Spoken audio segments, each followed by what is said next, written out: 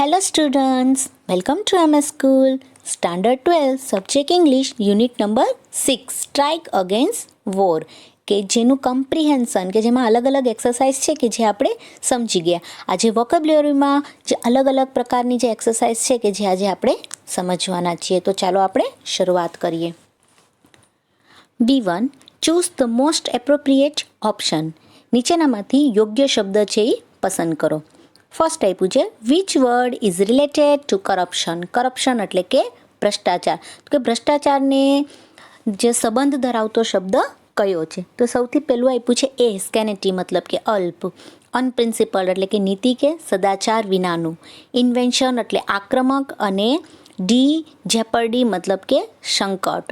હવે અહીંયા છે તમે જોઈ શકો કે ભ્રષ્ટાચાર છે તો ભ્રષ્ટાચારને રિલેટેડ શબ્દ એક જ આપેલો છે નીતિ કે સદાચાર વિનાનું એટલે થશે અહીંયા બી. સેકન્ડ જોઈએ you will create the following for yourself and for others if you drive carelessly. જો કેરલેસલી એટલે કે બેદરકારીથી વાહન ચલાવશો તો તમે તમારા માટે અને બીજા માટે નીચેના બાબતમાંથી શું બનશે અથવા શું બનાવશો? દેટ મીન્સ એ ડીન એટલે કે ઘોંઘાટ, બી ઝપરડી મતલબ સંકટ, સી વેનિટી મતલબ કે અહંકાર અથવા વ્યર્થતા, ડી ઇનહેરિટન્સ એટલે કે વારસો. તો જ્યારે આપણે કેરલેસલી અથવા બેદરકારીથી વાહન ચલાવી તો એના માટે આપણે આપણા માટે શું ઊભું કરશું? તો કે જેપર્ડી મતલબ કે સંકટ જ છે એ ઊભું થશે એટલે કે આવશે B. What is considered to be in essential character trait of a leader. બરોબર છે. શું કહે છે કે લીડર એટલે કે નેતાનું. એસેશનલ મતલબ કે આવશ્યક, કે નેતાનું એક આવશ્યક પાત્ર શું અમલમાં છે એ આવે છે કે શું ધ્યાનમાં લેવામાં આવે છે. કન્સિડર્ડ મતલબ કે ધ્યાનમાં લેવામાં આવે છે. તો ઓપ્શન આપ્યા છે વોરંટ એટલે કે ખાતરી, ઓરેટરી મતલબ ભાષણ કળા, સી વેનિટી મતલબ કે અહંકાર અને ઇનહેરિટન્સ એટલે કે વારસો. હવે અહીંયા તમે જોઈ શકશો કે એક નેતાનું છે આગવું લક્ષણ શું હોય છે? તો કે એની બોલવાની કળા, એને ભાષણ આપવાની કળા. કારણ કે ખાતરી છે, અહંકાર છે એ કોઈ એનું આગવું લક્ષણ નથી એટલે કે આવશ્યક લક્ષણ તરીકે અહીંયા પણ આવશે ઓરેટરી મતલબ કે ભાષણ કળા એટલે આવશે B. Blank can easily overtake a wisdom. It usually blank common sense. બરોબર છે. શું કહે છે અહીંયા? ખાલી જગ્યા છે કે જેને સરળતાથી શાણપણ છે એને વટાવી શકે કે ઓવરટેક છે એ કરી શકે છે. ઇટ યુઝ્યુઅલી કે તેને સામાન્ય અર્થમાં છે એ ખાલી જગ્યા વપરાય છે આવો કંઈક અર્થ થશે. તો એમાં ઓપ્શન આપેલા છે ઓવરટેક્સ, ઓરેટરી, વિગર, વેનિટી, ફ્રેટ એન્ડ ઓવરકમ્સ. તો ઓવરટેક્સ એટલે કે આગળ વધવું, ઓરેટરી મતલબ કે ભાષણ કળા, વિગર એટલે કે થશે જોશ, વેનિટી એટલે અહંકાર, ફ્રેટ મતલબ કે માલ સામાનની ગાડી અને ઓવરકમ મતલબ કે કાબુ. તો અહીંયા તમને જે વસ્તુ આપેલી છે તો આપણે લઈ શકીએ કે જે પહેલું ઓપ્શન આવશે એમાં શું આવશે? તો કે વેનિટી. અહંકાર છે એ શાણપણને પણ વટાવી શકે છે અને સામાન્ય ભાષામાં કહેવાશે ઓવરકમ મતલબ કે આવશે એફ અને D. Fifth, if you become blank you don't સે. બરોબર છે. You don't stay. શું કહે છે અહીંયા કે જો તમે ખાલી જગ્યા બની જશો તો તમે ખાલી જગ્યા નહીં રહો. Freight and ડિસ્પરેજ. ફ્રેટ મતલબ કે માલ સામાનની ગાડી, ડિસ્પરેજ એટલે કે અસ્પષ્ટ કરવું. બી વ્રોટ એન્ડ એબોલિસ્ટ. વ્રોટ મતલબ ઘડાયેલું, એબોલિસ્ટ મતલબ કે નાબૂદ કરવું. બિલિજરન્ટ એન્ડ ડિસેન્ટ. બિલિજરન્ટ મતલબ ઝઘડાડું એન્ડ ડિસેન્ટ મતલબ કે શિષ્ટ. Fourth, ગ્રીવ્ડ and અનસ્કર્પ્યુલસ. બરોબર. ગ્રીવ્ડ મતલબ દુઃખી અને અનસ્કર્પ્યુલસ મતલબ કે અનૈતિક. કે જો તમે દુઃખી, હવે ઓપ્શનમાં આપણે એક એડ કરી તો બી ખબર પડી જશે કે જો તમે દુઃખી થઈ જાઓ તો અનૈતિક નહીં રહો. ના, જો તમે ઝઘડાળું બની જશો તો તમે શિષ્ટ રહેશો નહીં. દેટ મીન્સ અહીંયા આવશે સી. નેક્સ્ટ જોઈએ B2, choose the most appropriate word from the bracket to fit in the quotes. બરોબર છે કે જે કોટ્સ આપેલા છે એમાંથી તમારે બ્રેકેટમાંથી યોગ્ય શબ્દ પસંદ કરી અને ખાલી જગ્યા છે એમાં બ્લેન્ક છે એ પૂરવાની છે. હવે તમને અહીંયા જે બ્રેકેટ આપ્યા છે તો બ્રેકેટમાંના જે વર્ડ છે તો હાર્ડ વર્ડ જે આપેલા છે એ તમને ખબર હોવી જોઈએ તો જ તમે બ્રેકેટ છે એ કમ્પ્લીટ કરી શકશો. 3 બ્રેકેટ હું કરાવીશ, બાકીની છે એનું તમને સમજાવી દઈશ કે એ તમારે કમ્પ્લીટ કરવાની છે. જેમ કે સૌથી પહેલાં આપણે જોઈ લઈએ એના બ્રેકેટના જે વર્ડ્સ આપેલા છે, હિડિયસ એટલે કે થશે કદરૂપું. પછી છે એબોલિસ્ડ. એબોલિસ્ડ મતલબ થશે કે નાબૂદ કરવું. પછી છે બુચરી મતલબ કે કસાય. પછી છે ડિસ્પરેજ, ઓલરેડી આવી ગયો છે વર્ડ કે જેનો અર્થ થશે અસ્પષ્ટ કરવું. પછી થશે કોન્કર મતલબ થશે જીત. પછી છે એમિનેબલ એટલે થશે અનુકૂળ, યોગ્ય આપણે કહીએ. એને ઇન્વેડ એટલે થશે કે હમલો. બસ આટલા વર્ડ આપેલા છે, કદરૂપું, પછી એબોલિશ એટલે નાબૂદ, કસાય અસ્વીકાર અથવા સ્પષ્ટ કરવું, જીત જવાબદાર અથવા અનુકૂળ અને હુમલો. બસ તો આમના આધારે ખાલી જગ્યા છે આપણે જે નીચે આપેલી જે સેન્ટેન્સ છે એ જોઈ અને ઉપરમાંથી વર્ડ છે પસંદ કરવાનો છે. જેમ કે આપણે પેલું જોઈએ, every nation has the right to demand proper treatment, કે દરેક રાષ્ટ્રને યોગ્ય સારવારની માંગ કરવાનો અધિકાર છે. And no country should blank the territory of any other country. Territory મતલબ કે પ્રદેશ, અને કોઈ પણ દેશે બીજા કોઈ દેશના પ્રદેશ ઉપર ખાલી જગ્યા ન કરવું જોઈએ. તો ઉપરમાંથી તમે જોઈ શકશો કદરૂપું, નાબૂદ, શું નાબૂદ ન કરવું જોઈએ, કસાય, ડિસ્પરેજ, કનક્યોર, એમિનેબલ, ઇન્વેડ. દેટ મીન્સ શું આવે કે આપણે કોઈ પાસે સારવારની માંગ કરવાનો જો અધિકાર હોય તો સામે આપણે કોઈ ઉપર હુમલો કરવો ન જોઈએ. જેટલા આમાંથી માટે શું આવશે તો કે 7th નંબર એટલે કે ઇન્વેડ એટલે કે હુમલો કરવો ન જોઈએ. સેકન્ડ જોઈએ, we have blank the death penalty for humans, so why should it continue for animals. બરોબર, શું કહે છે અહીંયા કે આપણે માણસો માટે મૃત્યુની સજા ખાલી જગ્યા કરી છે, તો શા માટે પ્રાણીઓ માટે કેમ ચાલુ રાખી, આવું છે આપેલું છે. તો ઉપરમાંથી તમે શું લખી શકશો, કદરૂપું કે માણસો માટે છે એ મૃત્યુની સજા ખાલી જગ્યા કરી છે, તો મૃત્યુની સજા આપણે શું કરી દીધી છે તો કે નાબૂદ કરેલી છે. તો એનિમલ માટે શા માટે ચાલુ છે એવો અર્થ છે, એટલે કે અહીંયા આવશે 2 નંબર.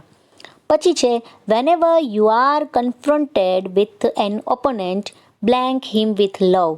બરોબર છે, કન્ફોનેન્ટ મતલબ કે મુકાબલો, ઓપોનેન્ટ મતલબ કે વિરોધી, કે જ્યારે પણ તમારી સામે કોઈ વિરોધીનો સામનો થાય ત્યારે તેને પ્રેમથી ખાલી જગ્યા.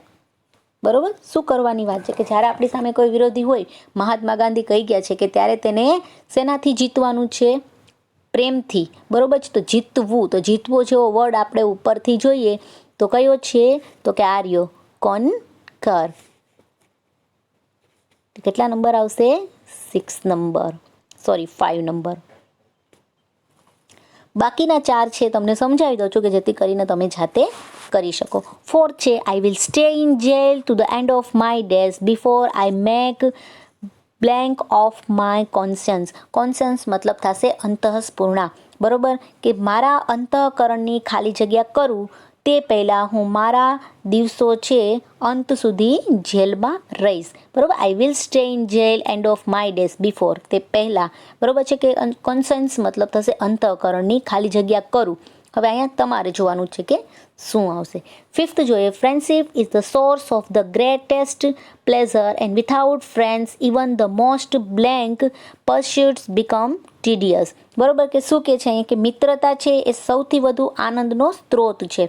સોર્સ ઓફ ગ્રેટેસ્ટ પ્લેઝર, બરોબર, સૌથી પ્લેઝર મતલબ કે ખુશી અથવા આનંદનો સોર્સ એટલે કે સ્ત્રોત છે. વિથઆઉટ ફ્રેન્ડ્સ, અને મિત્રો વિના પણ, even the most blank pursuit મતલબ કે ધંધો છે, બીકમ ટીડિયસ, કે સારામાં સારો જે ધંધો છે, વ્યવસ્થિત ચાલતો ધંધો પણ કેવો લાગશે તો કે ટીડિયસ મતલબ કે કંટાળાજનક બનશે. મેં તમને આમાં જ છે એ આન્સર આપી દીધેલો છે, તો હવે તમારે ખાલી ઉપરથી ગોતવાનું રહેશે કે વ્યવસ્થિત ચાલતો ધંધો પણ ક્યારેક કંટાળાજનક બને કે છો અનુકૂળ ચાલતો ધંધો પણ. 6 જુઓ, when men are full of envy they blank everything whatever it be good or bad. શું કહે છે અહીંયા કે જ્યારે પુરુષો છે, મેન મતલબ કે પુરુષ છે, એની મતલબ કે ઈર્ષા છે જે ભરેલો હોય છે, ત્યારે they blank whatever it to be good or bad, કે ત્યારે તે સારી કે ખરાબ બધી બાબતોનું ખાલી જગ્યા કરે છે. બરોબર છે, તો ત્યારે બધી બાબતોનું શું કરે છે એ તો કે એ અસ્વીકાર, પછી સાચી હોય કે ખોટું હોય એ હંમેશા શું કરે તો કે એ વસ્તુ એક્સેપ્ટ કરવા માંગતો જ નથી, તો એનો શું કરશે, અસ્વીકાર કરશે. તો અસ્વીકાર ધરાવતો વર્ડ છે તમે બ્રેકેટમાંથી ગોતવાનો છે. 7thમાં આઈ એમ એઝ આઈ એમ, હું છું જેમ છું. વેધર જો કે બ્લેન્ક ઓર હેન્ડસમ, ખાલી જગ્યા અને હેન્ડસમ મતલબ કે સુંદર. Depends upon who is made જજ, તે કેના ઉપર આધારિત રહેશે, નિર્ભર રહેશે કે ન્યાયાધીશ કોને બનાવવામાં આવે છે એના ઉપર આધારિત રહેશે, કે હું સારો છું કે ખરાબ, કદરૂપો છું કે સુંદર. એ છે તો કે જે જજ છે જેને બનાવવામાં આવશે એના પર આધારિત રહેશે. તો ઉપરનું એક જ વિધાન છે એ બાકી રહેશે, તો એ છે તમારો આન્સર રહેશે.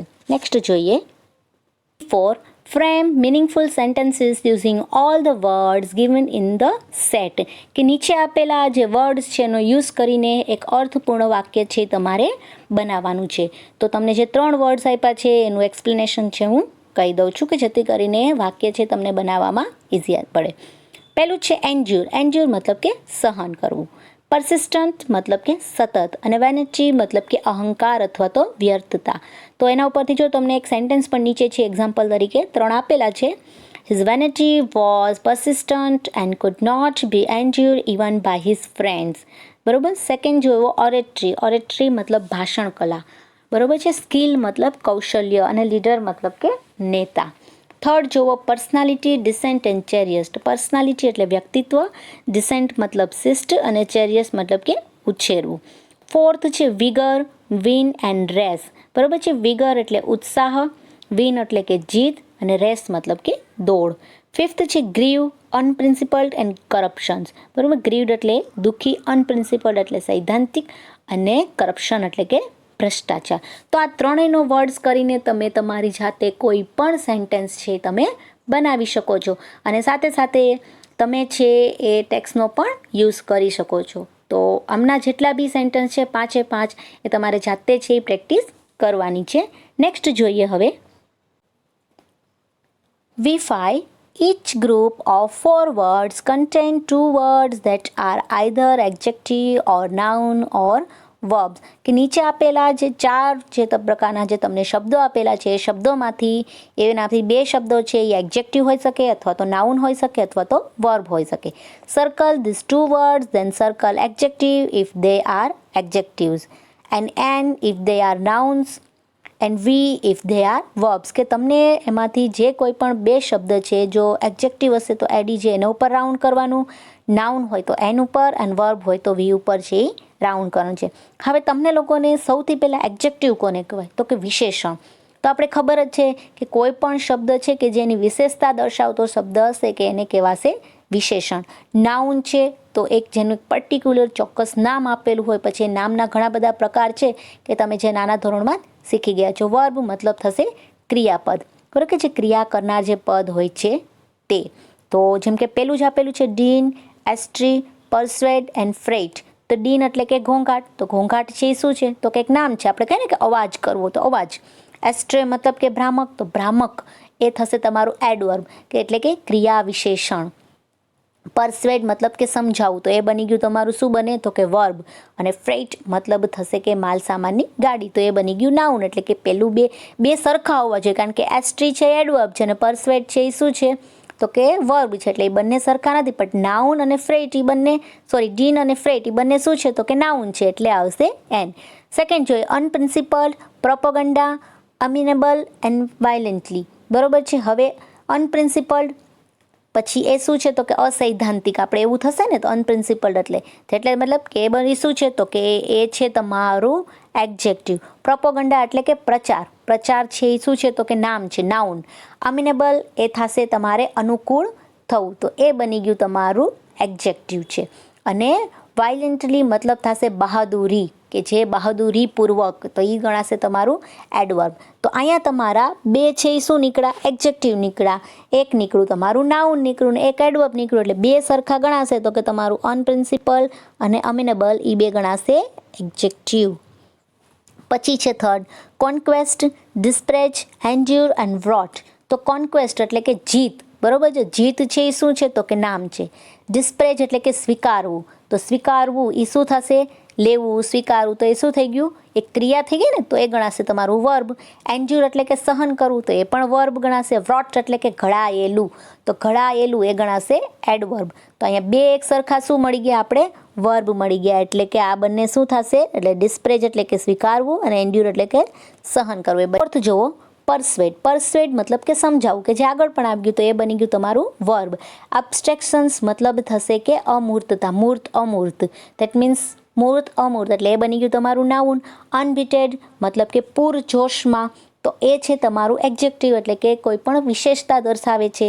પરસિસ્ટન્ટ મતલબ કે સતત, હવે તમે જોયું હશે પરસિસ્ટન્ટ ટોઇલ, સતત મહેનત, સતત મહેનતી, બરોબર છે. આવો જે વર્ડ છે દેટ મીન્સ આ બંને પરસિસ્ટન્ટ અને અનબીટેડ શું ગણાશે તમારા એડજેક્ટિવ. બાકીના જે છે એ શું કહે છે એવું તમને સમજાવી દઉં છું કે તમારે કમ્પ્લીટ કરવાના રહેશે. 5th છે એસ્પાઉઝ મતલબ કે સ્વીકારવું. સ્કેન્ટી મતલબ અલ્પ અથવા ઓછું. પછી છે કોન્જક્શન્સ મતલબ કે નાઉન, એટલે કે નાઉન છે એનું જે અર્થ થશે ભીડ, અને એલિમેન્ટલ એટલે કે મૂળભૂત. તો હવે તમારે આમાંથી ગોતવાનું છે કે કયા બે વસ્તુ શું છે. પછી છે વોરંટ એટલે કે ખાતરી. એન્ડ્યુર એટલે કે સહન કરવું. ડિસાઇન્ટ એટલે કે શિષ્ટ, અને કોન્ક્વેસ્ટ મતલબ કે વિજય. 7 છે ઇનહેરિટન્સ, સ્ટોકયાર્ડ, એબોલિસ્ટ એન્ડ ગ્રીવ્ડ. ઇનહેરિટન્સ મતલબ કે વારસો, સ્ટોકયાર્ડ એટલે કે જે માલ રાખવાની જગ્યા, એબોલિસ્ટ મતલબ કે નાબૂદ કરવું, અને ગ્રીવ્ડ મતલબ કે દુઃખી થવું. તો આવી રીતે તમારે જે એડજેક્ટિવ હશે, નાઉન હશે, વર્બ આવશે, તમારે આ ત્રણના છે એ શોધવાના છે, બરોબર છે. વર્બ એટલે કે જે ક્રિયા કરનાર પદ છે, ક્રિયાપદ જેને કંઈ, નાઉન એટલે કે નામ, અને એડજેક્ટિવ એટલે કે વિશેષણ. આ બધી વસ્તુ જ્યારે તમે નાના હતા ત્યારે જ છે એ શીખી ગયા હશો.